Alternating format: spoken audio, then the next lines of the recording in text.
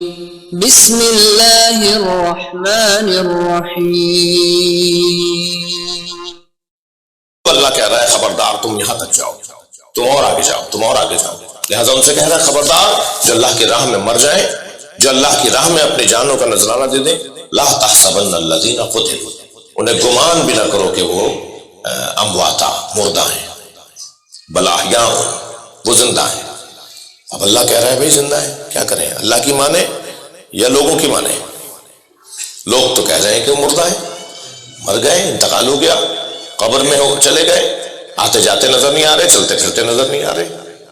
وہ تو آپ کہہ رہے ہیں کہ زندہ ہیں، زندہ ہوتے تو کہیں نظر تو آتے، کہیں ہماری شادی بیاہ مرنے جینے میں تو نظر آتے۔ ہم نے تو یہی معیار اور کسوٹیاں بنائی ہوئی ہیں نا۔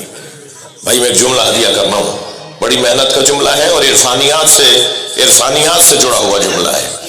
میں زندہ ہوں، اس پر مجھے شک ہونا چاہیے، حسین زندہ ہے، اس سے مجھے یقین ہونا چاہیے۔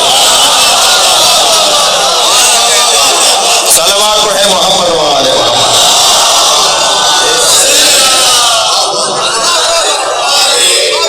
کس درجے کی حیات ہے امام حسین کی؟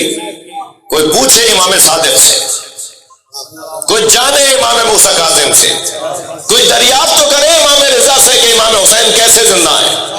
آج جس کا مزار زندگی بانٹ رہا ہو، آج جس کی مجلس حیات بانٹ رہی ہو، دنیا کے کونے میں کون سا علاقہ ہے جہاں حسین کا ذکر لوگوں کو زندگی نہ دے رہا ہو؟ جسے دیکھو وہ حسین کہہ کر زندہ ہونا چاہتا ہے۔ وہ کیسا وجود تھا کہ جس نے اپنے آپ کو ٹکڑے ٹکڑے کروا دیا، جی گھوڑے دوڑوا دیے، قبول کر لیا کہ دوڑے گھوڑے میرے اوپر۔ مجال تھی کہ امام حسین کی بغیر مرضی کے گھوڑے دوڑتے۔ حسین نے خود چاہا کہ میں اس درجے پر اپنی قربانی دوں تاکہ قیامت تک رہنمائی کا ایک نظام بنے، ہدایت کا ایک نظام تشکیل پائے۔ وہ حسین ابن علی جنہوں نے ہاتھ کے اشارے سے کربلا میں ولایت تکوینی کے ذریعے سناٹا طاری کر دیا۔ جب عمر ابن سعد سے بات ہو رہی تھی، امام اپنے ذوالجناح پہ سوار تھے، وہ اپنے گھوڑے پہ کھڑا تھا، بیٹھا تھا، اور گفتگو ہو رہی تھی اور ایک دوسرے کی آواز نہیں آ رہی تھی۔ تو امام نے فرمایا لوگوں کو خاموش کرواؤ، تمہاری آواز مجھ تک نہیں آ رہی، میری تم تک نہیں پہنچ رہی۔ تکرار کروا رہا تھا، کہہ رہا تھا کیا کہا آپ نے؟ امام نے فرمایا میری آواز تم تک نہیں جا رہی، لوگوں کو خاموش کرواؤ۔ اس نے آواز دی کہ لوگوں کو کہو کہ میں حسین سے مذاکرہ کر رہا ہوں، بات کر رہا ہوں، خاموش ہو جائیں۔ 30,000 سے زیادہ کا لشکر ہے جی، سب لوگ خاموش ہو گئے مگر گھوڑوں کے ہنہنانے کی آوازیں، اونٹ اور جانوروں کے گلے میں جو گھنٹیاں اور پیروں میں جو پازیبیں بندھی ہوئی تھی، وہ جو گھنگرو بندھے ہوئے تھے، ان کی آوازیں کربلا میں آ رہی تھی۔ جانوروں کے بولنے کی آوازیں آ رہی تھی، دوڑنے کی آوازیں آ رہی تھی۔ امام نے فرمایا خاموشی نہیں ہوئی، کہنے لگا یہ جانوروں کی آوازیں ہیں، کسی انسان کی نہیں آ رہی آواز۔ امام نے اپنے ذوالجناح پہ بیٹھے بیٹھے اپنا ہاتھ فضا میں بلند کیا۔ جب امام حسین نے اپنا ہاتھ فضا میں بلند کیا، سناٹا طاری ہو گیا۔ جس گھوڑے نے پیر اٹھایا تھا اس کا اٹھا رہ گیا، جس کی گلے کی گھنٹی جھولتی بھی گئی تھی وہیں رک گئی، واپس نہیں آئی اپنی جگہ۔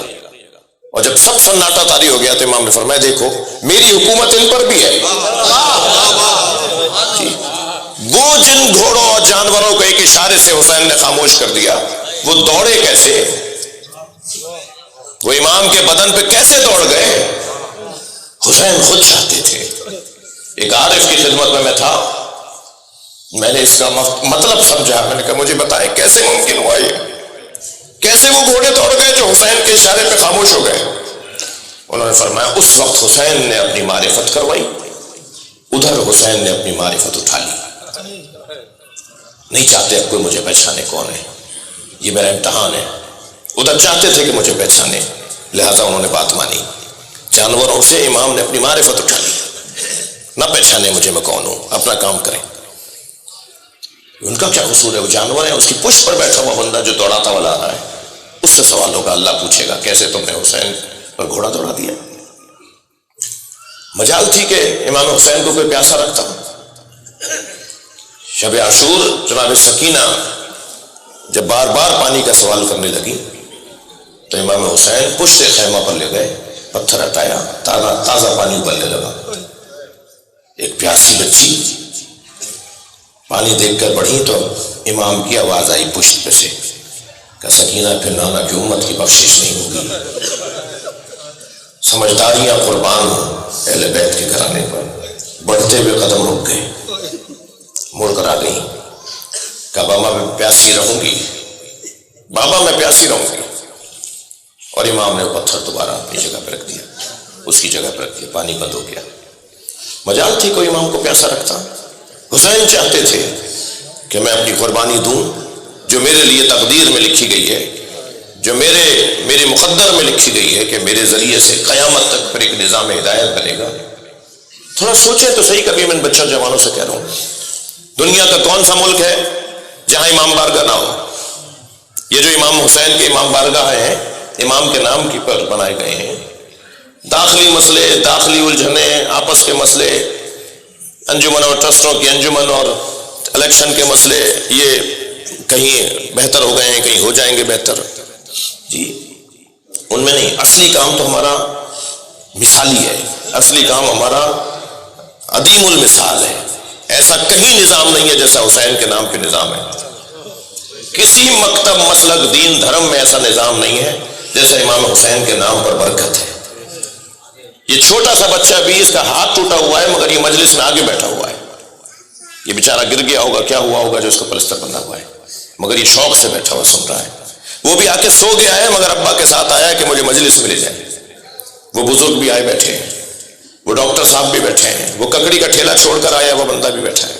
ہر شخص، میں مثال دے رہا ہوں، مجھے نہیں پتا، میں تو ساری شاید مثالیں دے رہا ہوں، ہر شخص اپنی عقیدت کے ساتھ آیا ہے اور سب جوتیاں اتار کر آئے ہیں۔ جی ہم سب مجلس میں جوتیاں اتار کے بیٹھتے ہیں نا عزیزو، ہم اپنی دنیا چھوڑ کر آتے ہیں۔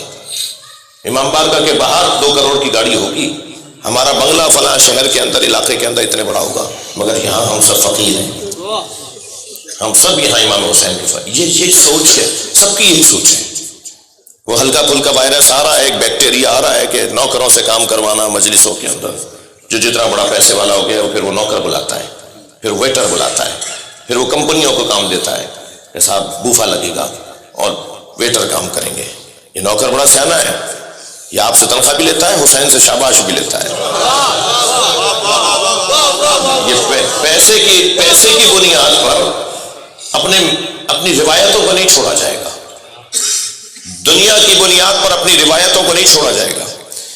اس انداز سے ذرا دیکھیے کہ یہ کتنا حسین نظام ہے جو ایک اس شہید نے قائم کیا ہے، اور وہ شہید تو ہو گیا مگر زینب کے بغیر اس کا کام آگے بڑھا نہیں۔ کتنا ہی روکا کہ زینب کو چھوڑ جاؤ، مگر کہا جو میں دیکھ رہا ہوں وہ آپ نہیں دیکھ رہے، لہذا ایک بھائی اور ایک بہن نے ایسی قربانی دے دی کہ اب قیامت تک نظام ہدایت بن گیا۔ اب جب آپ اس نظام ہدایت کے تحفظ کی خاطر زندگیاں گزاریں گے تو پھر آپ کو شہادتوں کا سامنا بھی ہوگا، پھر آپ کو زخمی بھی کیا جائے گا، پھر آپ کو نوکریوں سے نکالا بھی جائے گا، پھر آپ کے ساتھ محرومیاں بھی ہوں گی، مگر اس وقت میں اللہ کا شکر ادا کریں کہ کیا ہمیں یہ پہلے پتہ نہیں تھا، ہمارے ساتھ پہلی دفعہ ہو رہا ہے، یہ ہمارے لیے کوئی نئی بات ہے، یہ کوئی انہونی ہو رہا بات ہے، نہیں ہمارے ساتھ تو یہ ہونا تھا، ہم تو یہ تیار تھے ذہنی طور پر۔ رزق دینے کا وعدہ تو اللہ کا ہے، یہ آج اگر ہمیں یہاں سے نکال کر کہیں اور بھیج رہا ہے تو شاید 1-2 دن سے زیادہ کی تکلیف نہیں ہوگی، پھر اس سے زیادہ اچھی ہمیں سہولت فراہم ہو جائے گی۔ یہ وقت گزر جاتا ہے، مجھے بتائیے کیا وہ وقت جو جناب امام سجاد پہ آیا تھا وہ گزر گیا یا نہیں؟ وقت گزر گیا، وہ اسیری کا وقت گزر گیا، لیکن آج جب امام کا نام میں پورا لوں گا نا، آپ گردن جھکا کے سلوات پڑھیں گے۔ وقت گزر گیا نا، وہ جس کو پتھر مار رہے تھے، وہ جس کو نیزے چبھا رہے تھے، اس کا وہ وقت گزر گیا، اور آج بڑے احترام کے ساتھ اس کی صحیفہ سجادیہ کو مکے میں دکانوں پر بیچا جا رہا ہوتا ہے۔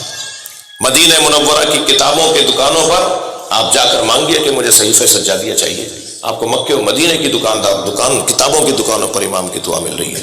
وہ وہی ہیں امام سجاد جن کے ہاتھوں میں ہتھیلیاں تھیں، وہ وہی امام سجاد ہیں کہ جنہیں کشاں کھینچ کر لے جا رہے تھے، خود روتے ہوئے فرماتے ہیں ہمیں ایسے کھینچا جاتا تھا جیسے بیچے جانے والے غلاموں کو کھینچا جاتا تھا۔ اجرکم علی اللہ.